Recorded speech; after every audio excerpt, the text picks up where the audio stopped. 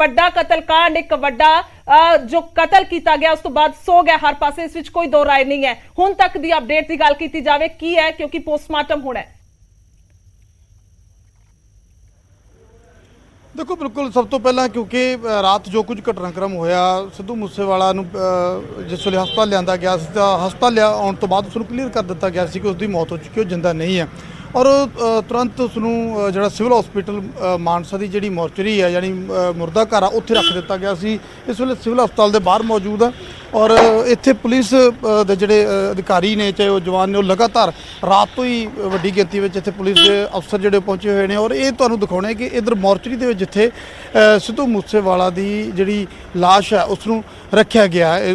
Civil hospital का gate और side ते एक बिल्डिंग है उत्थे मोर्चरी के इस वे सिद्धू मूसेवाला की जी लाश है उसनूं रखा गया है। बाहर भी पुलिस का पैरा है और क्योंकि पोस्टमार्टम पहला किया जाएगा। पोस्टमार्टम लगता है कि 10 बजे तो बाद क्योंकि हले परिवार की जी होंगी सहमति ली जाती है उस तो बाद पोस्टमार्टम किया जाता है। और फिलहाल ये सामने जड़ियाँ तुसी तस्वीरां देख पा रहे हो ये मोर्चरी दी तस्वीरां ने जिथे सिद्धू मूसेवाला की लाश है जी उसनूं रखा गया है। शटर के अंदर जोड़ा है इस वेले सिद्धू मूसेवाला की जी बॉडी है वो पई है। उसका पोस्टमार्टम लैके परिवार जो मंजूरी देगा परिवार की सहमति तो बाद 10 बजे तो बाद लगता है कि पोस्टमार्टम की प्रक्रिया जी है वो शुरू होगी। पर उसके चाहे परिवारक चाहे रिश्तेदार हो चाहे चाहने वाले हो रात तो ही इत्थे लगातार इधर भी तुसीं देख सकते हैं कि कुछ नौजवान ने वो बैठे हुए हैं ये उन्होंने करीबी हो सकते हैं उन्होंने चाहे चाहने वाले हो तो रात तो ही लगातार इत्थे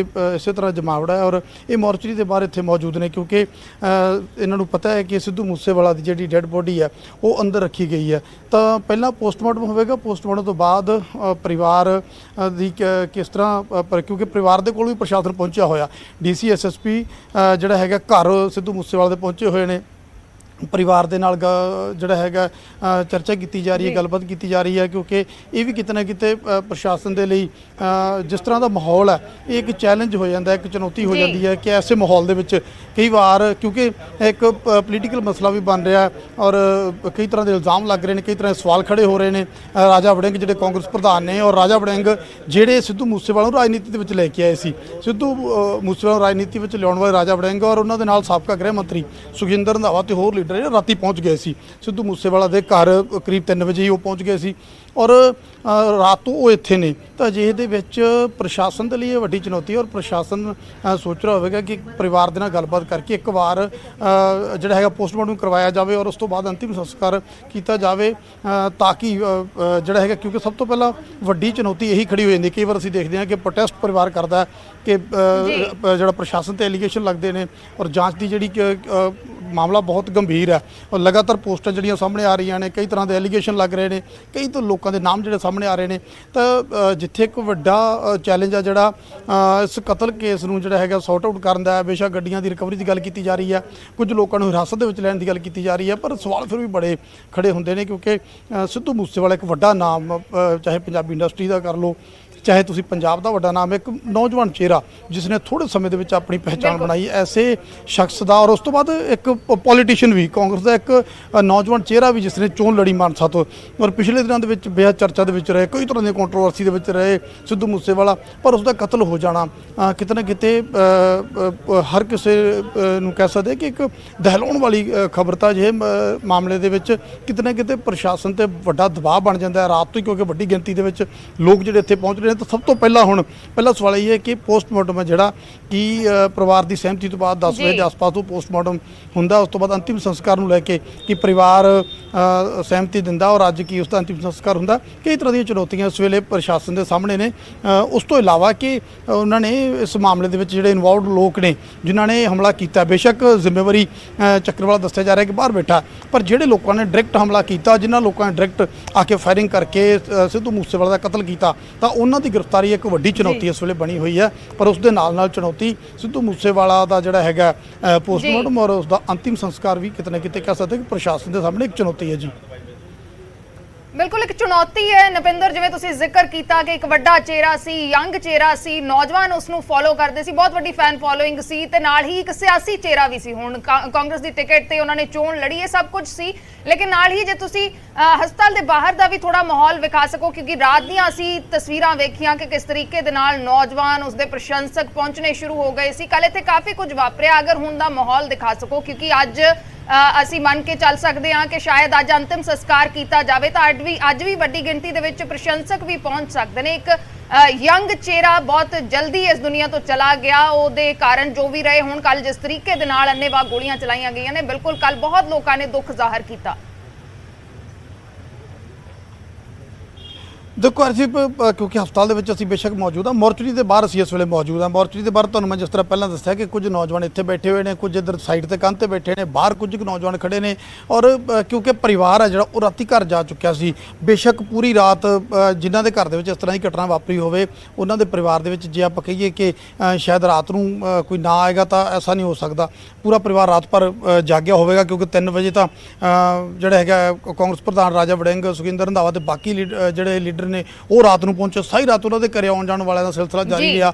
ਦਿਨ ਇਸੇ ਤਰ੍ਹਾਂ ਲੱਗਦਾ ਹੈ ਕਿ ਦੁੱਖਾਂ ਦੇ ਵਿੱਚ ਪਰਿਵਾਰ ਤੇ ਚੜਿਆ ਹੋਏਗਾ। ਔਰ ਇਹ ਤੁਸੀਂ ਮੋਰਚਰੀ ਦੇ ਬਾਹਰ ਦੀਆਂ ਤਸਵੀਰਾਂ ਤੁਹਾਨੂੰ ਦੱਸ ਰਹੇ ਹਾਂ ਕਿ ਬਾਹਰ ਦੇਖੋ ਕੁਝ ਨੌਜਵਾਨ ਇੱਥੇ ਮੌਜੂਦ ਨੇ। ਕੋਸ਼ਿਸ਼ ਵੀ ਕਰ ਲੈਂਦੇ ਆ, ਕਿਉਂਕਿ ਹਾਲਾਂਕਿ ਮਾਹੌਲ ਐਸਾ ਨਹੀਂ ਹੈ, ਗਮ ਦੇ ਵਿੱਚ ਡੁੱਬੇ ਹੋਏ ਨੇ। ਪੂਰੀ ਰਾਤ ਇਹਨਾਂ ਨੇ ਇਦਾਂ ਹੀ ਕੱਢੀ ਹੈ, ਕਦੇ ਕੋਈ ਆ ਕੇ ਬੈਠਦਾ, ਕਦੇ ਕੋਈ ਆ ਕੇ ਬੈਠਦਾ, ਕਿਉਂਕਿ ਪਰਿਵਾਰ ਦਾ ਲਾਡਲਾ ਕਹਿ ਸਕਦੇ ਕਿ ਜਿਹੜੇ ਚਾਹੁਣ ਵਾਲੇ ਨੇ ਉਹਨਾਂ ਦਾ।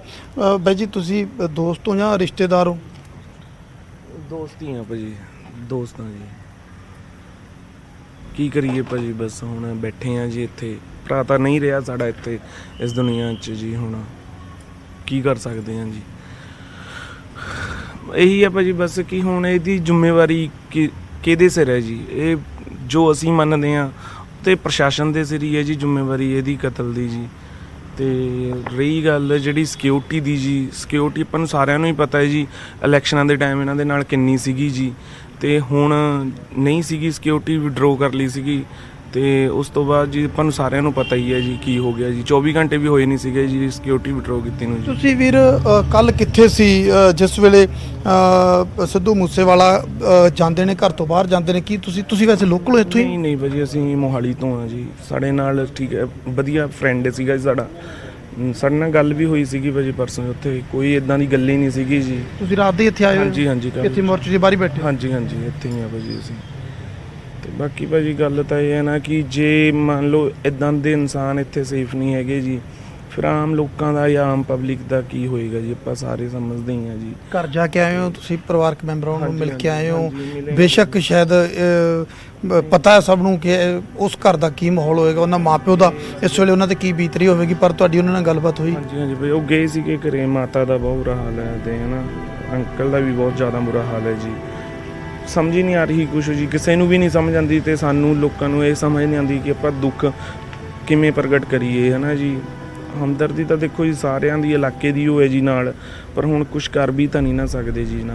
ਪਰ ਗੱਲ ਇਹ ਇਨਫੋਰਮੇਸ਼ਨ ਆਈ ਹੈ ਕਿ ਪੋਸਟਮਾਰਟਮ ਕਦੋਂ ਹੋਣਾ, ਅੰਤਿਮ ਸੰਸਕਾਰ ਕਦੋਂ ਹੋਣਾ? ਉਹ ਤਾਂ ਜੀ ਚੱਲ ਰਹੀ ਹੈ ਜੀ ਗੱਲ ਘਰਦਿਆਂ ਨਾਲ ਜੀ। ਇਹਨਾਂ ਆਪਣਾ ਫਾਦਰ ਸਾਹਿਬ ਨਾਲ ਗੱਲ ਚੱਲਦੀ ਪਈ ਹੈ ਇਹਨਾਂ ਦੀ, ਪ੍ਰਸ਼ਾਸਨ ਦੀ ਉਹ ਗੱਲ ਹੋ ਰਹੀ ਹੈ ਜੀ। ਬਾਕੀ ਦੇਖਦੇ ਹਾਂ ਜੀ ਹੁਣ।